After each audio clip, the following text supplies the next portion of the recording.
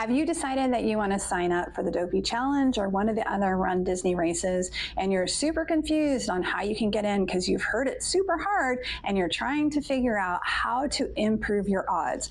My goal for today is to give you the best tips as quickly as possible to improve your odds at Run Disney registration. First thing, you want to have a Run Disney account set up, which is different than your regular Disney account. However, I would recommend that you use the same email address for your Disney account and your Run Disney account to make everything sync up a little bit easier.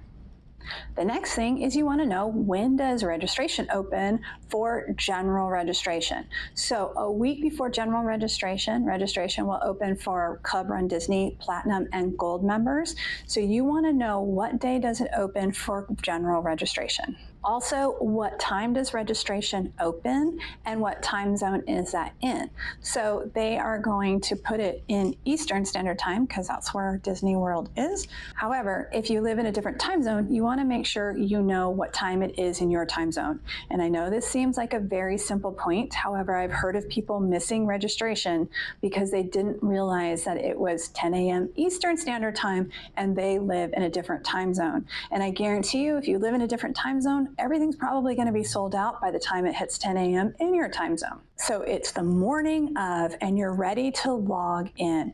You want to gather as many computers, tablets, phones as you can, and you want to command them the entire time until you get your Run Disney registration. Now, many people wonder which one works better, computer, tablet, phone. I ended up registering on a computer. However, I have heard of people also registering on a tablet or phone. I'm not sure if one makes a difference over another. I have also heard of people logging into multiple browsers on their computer or their tablet, so they increase their odds on one particular machine. However, what I'll tell you is this did not work for me. When I opened 2 different browsers on 2 different laptops that I had, the second browser that I opened just kept spinning and spinning and spinning. So it didn't work for me. I'm not saying you shouldn't necessarily try it. I can't really see a huge downside to doing it, but make sure that there's one browser open on as many pieces of electronics as you can.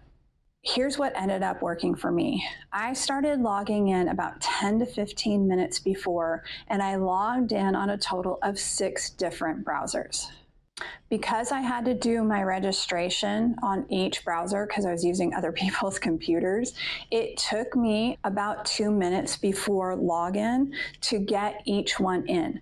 A half hour before the virtual queue actually opens, you can go in and you can sit in this waiting room. And so basically everybody gets put into this big pool.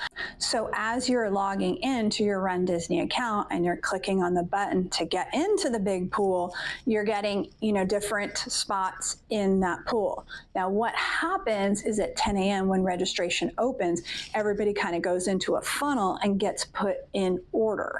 And what I will tell you for me is that it took me longer to log in than I thought it was going to. So the last login I did was right at 10 a.m. Eastern Standard Time, and that is the one that ended up coming up first. So that's why I say do it over time, which obviously will take you a little bit of time to log into each one and get each one up and get into the pool. But I'd highly recommend getting one that is right at that 10 a.m. Eastern Standard Time, because that's the one that ended up working for me. Other people recommend starting a half hour before and sitting in the pool, and that works for them too. So you have to decide which plan you feel most comfortable with, but I would recommend saving at least one login that you do right at that 10 a.m. time. Now, you want to make sure before the big day that you have plan A, plan B, plan C, plan D, plan E, all the plans, all the possible combinations that you might do. So ours was Dopey or Die. We wanted to do Dopey. We didn't want to do anything else, but maybe Goofy's okay for you. Maybe if you can't get that, you want the marathon.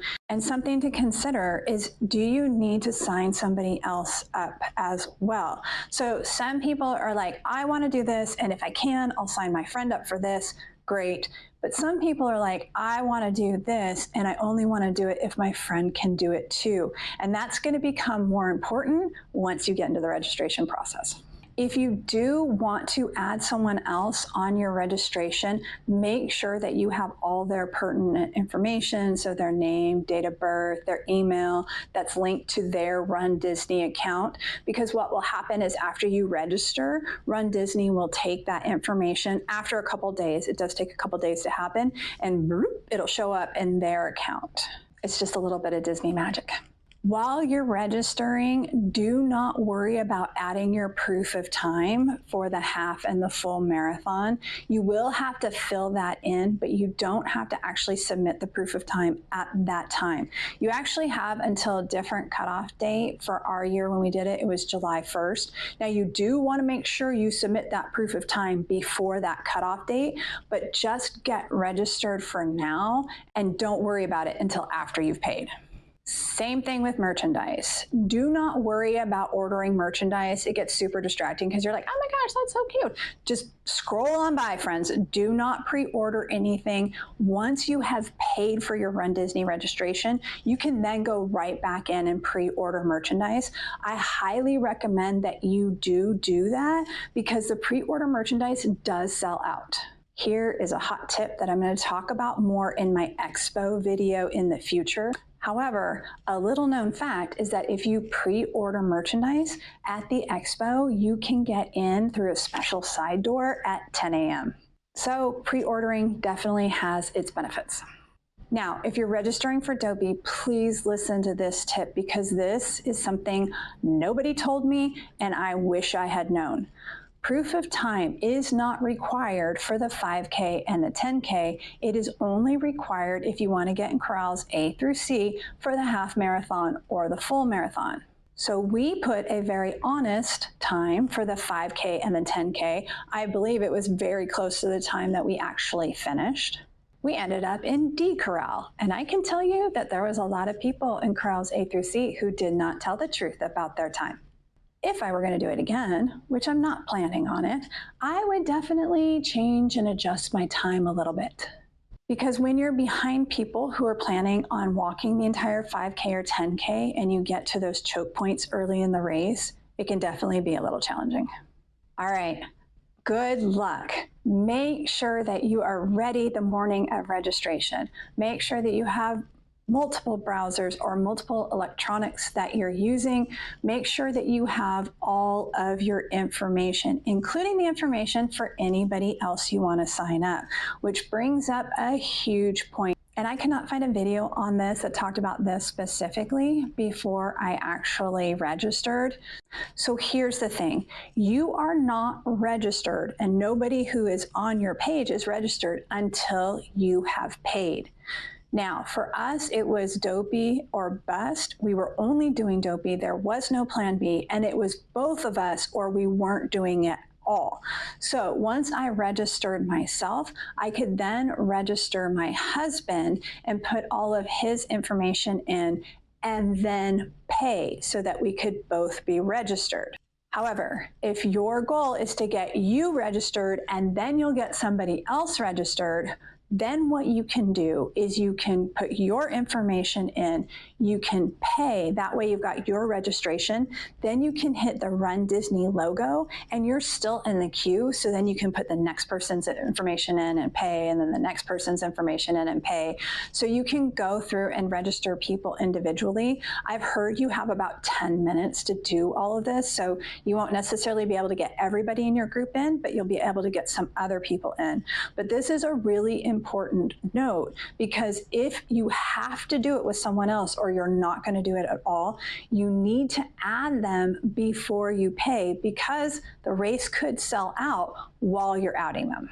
So it really is a give or take of how you want to do that. But remember, you are not registered just because you're in the queue. You're registered when you've paid. You will also get an email after you've paid that says that you're registered. All right, friends, good luck. I hope that your Dopey dreams do come true and you're able to get registered for runDisney. If that's you, I'm going to recommend you check out this next video where we're going to be talking about the training plan that we use to conquer Dopey 2025.